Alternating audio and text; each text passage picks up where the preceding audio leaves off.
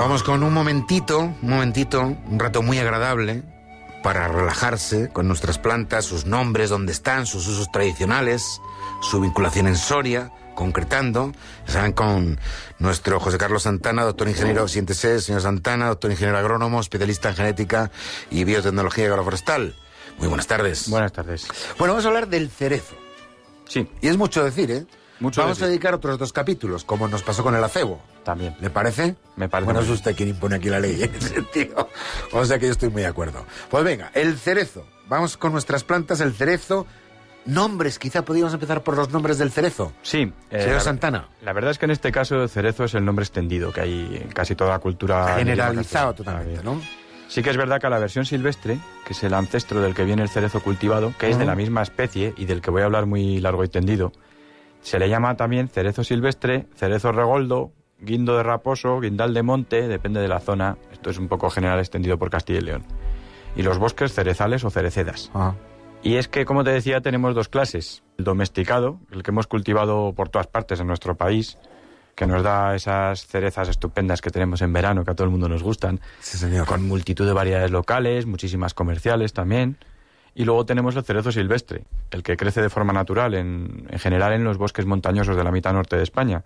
En Soria, por ejemplo, lo tenemos de forma natural en las sierras del norte de la provincia, ejerciendo de especie secundaria en bosques de roble, bosques de haya, en los pinares también, pero siempre donde llega la luz, porque es una especie heliófila, necesita luz para darse.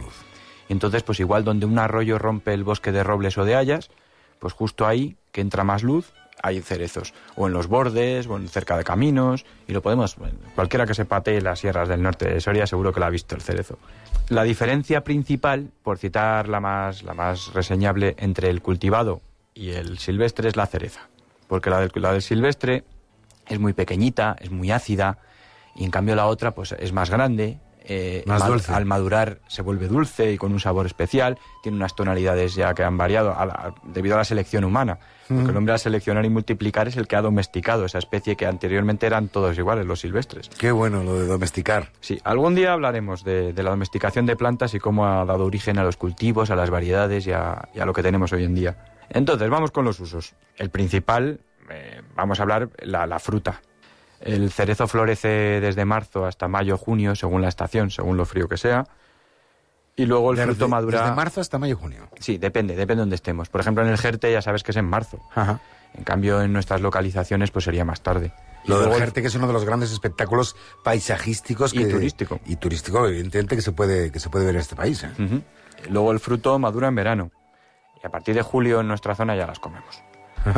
Las cerezas se emplean también como con uso medicinal para tratar el estreñimiento, porque se dice que tiene efecto laxante, y en esto especialmente las más oscuras, según dice Pío Fontquer, un gran botánico. Sí. También han tenido y tienen mucha importancia en la industria de las mermeladas, y también se han hecho aguardientes o vinos, porque en general se le ha llamado a todo lo que se hacía con fruta y fermentando, se le ha llamado vinos antiguamente. Ya. Entonces, para esto lo que hacía es coger cerezas bien maduras, preferentemente oscuras, que estén ya muy vinosas, con ese color. Se les separan los huesos, se ponen a fermentar, se machacan y se fermentan los zumos con los ollejos, se recoge cuando ha cogido ya un olor fuerte, se vuelve a exprimir en prensa y se le añaden azúcar y los propios huesos machacados. Eso se vuelve a poner a fermentar en un barril y se tiene el vino de cerezas, que en ciertas localizaciones de España es bastante apreciado y bastante tradicional. Con las cerezas silvestres, que no son como estas, que son mucho más ácidas, que no producen tantos azúcares, que no tienen un sabor que no es tan comestible, con eso se hace en el centro de Europa el kirsch, un aguardiente muy famoso, y en Italia el marrasquino. Está puesto usted, ¿eh?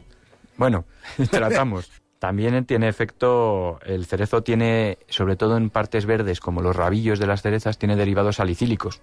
Por lo tanto, se pueden hacer preparados para tratar fiebres, hacer tisanas, tratar las reumas, cistitis, algunas infecciones. Vaya cantidad de propiedades que tiene. Sí, ya sabes, ya estamos viendo en esta sección cómo las plantas... Increíble. No es nuevo el uso medicinal. Desde luego que no, más bien muy antiguo, ¿no? Sí, y de hecho todos nuestros medicamentos comerciales de hoy en día provienen más tarde o más temprano de alguna planta. Oiga, y la madera, ¿no? La madera. Eso casi lo vamos a dejar porque hay para hablar. Para el próximo miércoles, quise decir. Si te parece, terminamos... Sí. Venga, vamos allá, sí. Sí, terminamos con las cerezas. que también se han considerado siempre bastante buenas digestivas. Siempre se han recomendado comer cereza o beber un licorcito de cereza después de comer. Y luego tenemos las gomosis del cerezo. Las gomosis son... esta planta, cuando sufre un corte en la corteza, el tronco, emite una especie de goma, que no es sino una medida de defensa para bloquear infecciones de insectos, etcétera, que es como un ámbar, que sale como una goma pero luego se endurece. Pues esto, bien machacado, deslucido en vino y agua, se daba para ablandar la tos, y también se le atribuían otras propiedades que no he recogido. ¡Wow! Interesantísimo. Como hay mucho que contar del cerezo, y como hemos comentado ya, el próximo miércoles, don José Carlos, si le parece, continuamos hablando en un segundo capítulo. Me parece muy bien. Un abrazo, hasta el próximo miércoles. Adiós.